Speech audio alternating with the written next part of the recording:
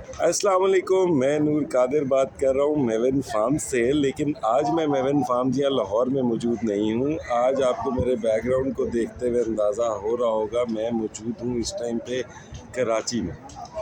कराची का मौसम regarding poultry इस टाइम पे बड़ा डिसेंट चल रहा है, ना गर्मी है ना सर्दी है। और यहाँ पे मतलब सिर्फ आपको अगर नज़र रखनी है तो ह्यूमिडिटी पे रखनी है, otherwise temperature wise there is not a issue over here. लेकिन इस टाइम पे जितने भी दोस्त हमारे पंजाब की साइड पे मौजूद हैं ख़ास तौर पे और अपर एरियाज़ में हैं, वो कुछ परेशान चल रहे हैं रेशे नज़ले को लेके।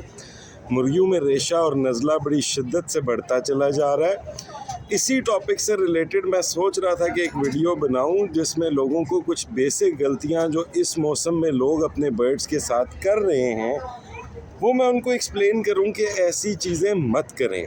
बेसिकली सबसे बड़ी गलती हमारी ये है कि इस मौसम में हम बर्ड हल्के से रेशे नज़ले में जाता है और हम इमीडिएटली उनको स्ट्रॉन्ग से स्ट्रॉन्ग एंटीबायोटिक्स की तरफ लेके चल पड़ते हैं।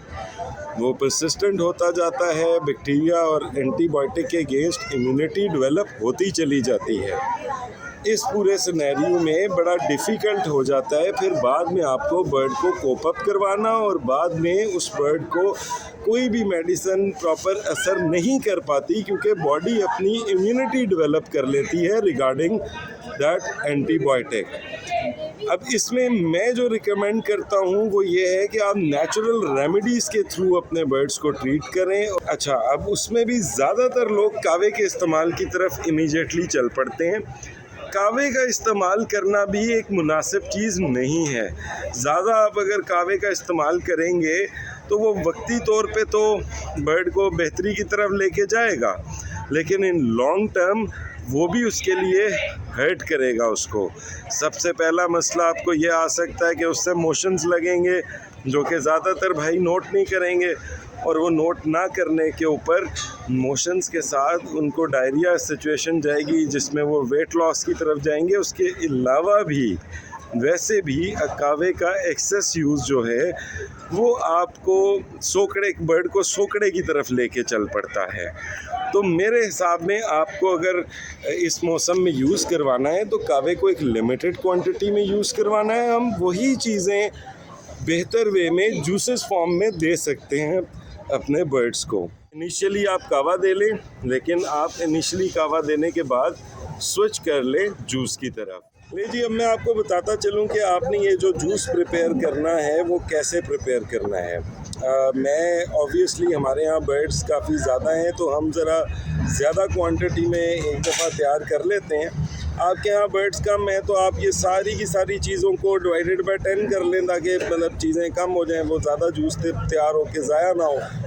अच्छा, अब मैं आपको रेशोज़ बता रहा हूँ इनकी क्या रखनी है। हमने गार्लिक यानी कि लहसुन 50 ग्राम, जिंजर यानी कि अदरक वो भी 50 ग्राम, हरी मिर्च ग्रीन चिलीज़ वो भी 50 ग्राम, उसके साथ अजवाइन, उसको हमने पाउडर फॉर्म में ले लेना। उसको हमने उसी तरह नहीं डालना इसमें जैसे वो साबित होती है, उसको हमने पहले अच्छी तरह ग्राइंडर में ग्राइंड करके उसका पाउडर बना लेना है। इसी तरह सौंफ का भी हमने अच्छी तरह पाउडर बना लेना है। सौंफ लेनी है हमने 20 ग्राम और अजवाइन लेनी है हमने 10 ग्राम। उसके बाद हमें चाहिए 3 अदद लीमू जो कि आप कह लें नॉर्मल साइज़ के लीमू हो, और उनका आपने जूस एक्सट्रैक्ट कर लेना है। इन सारी चीज़ों को आपने 500 ml वाटर ऐड करके एक ग्राइंडर में अच्छी तरह ग्राइंड करके इसका एक जूस प्रिपेयर कर लेना है। ये जूस जो आपके पास रेडी हुआ है इसका आपने अगर आप प्रिकॉशन के तौर पे यूज़ कर रहे हैं कि बर्ड्स में कोई हल्का फुल्का इशू महसूस हो रहा है, थोड़ा बहुत सर का झटकना और हल्का फुल्का प्रॉब्लम है, तो उस नोयत में आपने इसका यूजेज करना है 50 ml का 4 लीटर ऑफ वाटर के अंदर। और अगर आप इसको as a support treatment use कर रहे हैं तो फिर आपने इसका यूजेज करना है उसी 50 ml का 2 लीटर ऑफ वाटर के अंदर। तो ये जूस आपके लिए बड़ा ज़बरदस्त रहेगा। ये जूस कभी भी बर्ड के अंदर जाके उसको सोकड़े की तरफ नहीं लेके जाएगा। इसमें antioxidant, antibiotic, anti Regent properties मौजूद हैं। कावी की रेसिपी है जी, आपने 8 अदद पीस लेने हैं लौंग के, 6 पीस काली मिर्च के, 2 पीस मोटी इलायची के, साथ आपने लेनी है 2 चम्मच चावल वाले उसके सौंफ के, 1 चम्मच चावल वाला अजवाइन का, साथ आपने 1 इंच के 2 पीस लेने हैं दारचीनी के।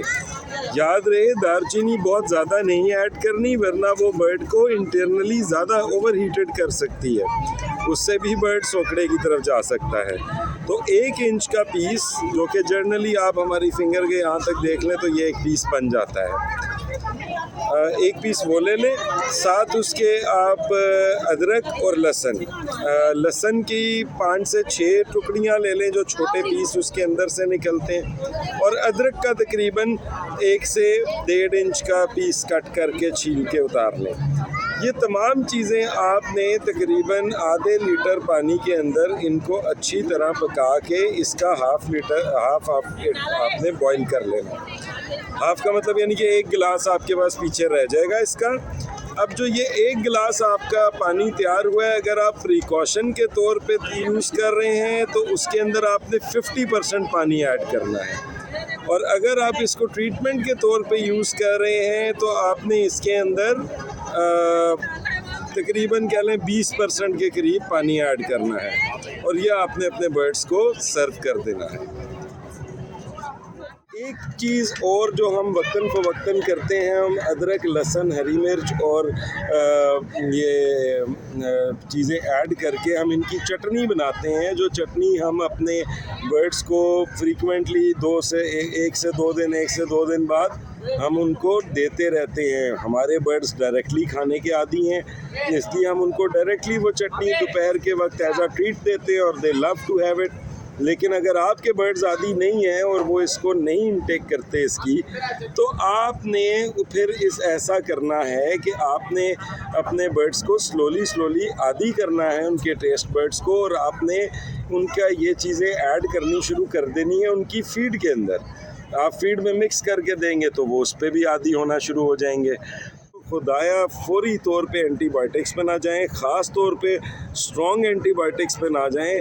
आपका बर्ड रीअकरेंस में चलता गया तो ये बर्ड आपका माइकोप्लाज्मा जैसी बीमारी की तरफ चल पड़ेगा, आपके बर्ड में स्मेल वाला रेशा क्रिएट होना शुरू हो जाएगा, ऐसा नज़ला जो फिर जा नहीं सकता। फिर आप उसको सिर्फ वक्ती तौर पे शट डाउन कर सकते हैं, लेकिन फिर आप उसको बॉडी में से बर्ड की एलिमिनेट नहीं कर सकते, तो वो उसके लिए निहायत इंजरस हो जाता है और आपके पूरे फ्लॉक के लिए बड़ा रिस्की काम बन जाता है। तो लिहाजा अपने बर्ड्स का ख्याल रखें। एक चीज़ का मसला और भी है हमारे यहाँ, इस मौसम में हम लोग टेम्परेचर पे फोकस रख रहे हैं, लेकिन हम लोग इस मौसम में ह्यूमिडिटी पे फोकस नहीं रख रहे।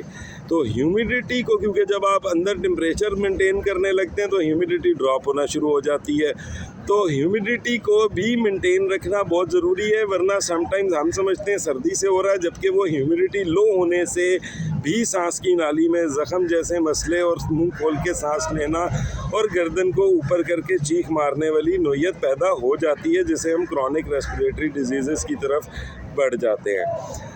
अब एक तो आपको मैंने बताया कि एंटीबायोटिक का इस्तेमाल, दूसरा मैंने आपको बताया ह्यूमिडिटी का ख्याल, तीसरा लास्ट पॉइंट वेंटिलेशन, ये बहुत ज़रूरी है। हम लोग टोटली अपने बर्ड्स को रात के वक्त ठप करके बंद कर देते हैं, जिससे उनके अंदर गैसेस पैदा होना शुरू हो जाती हैं और वो गैसेस भी अल्टीमेटली इश्यूज़ क्रिएट करती हैं।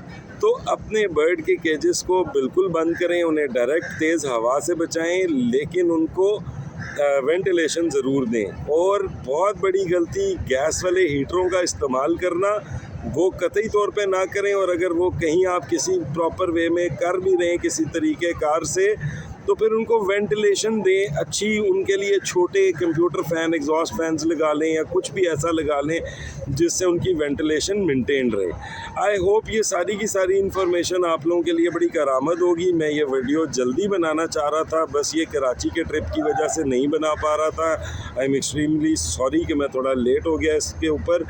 और अगर और भी आपकी किसी किस्म की क्वेरीज़ हैं तो प्लीज़ मुझे कमेंट में बताइएगा। I will try to explain them as much as I can.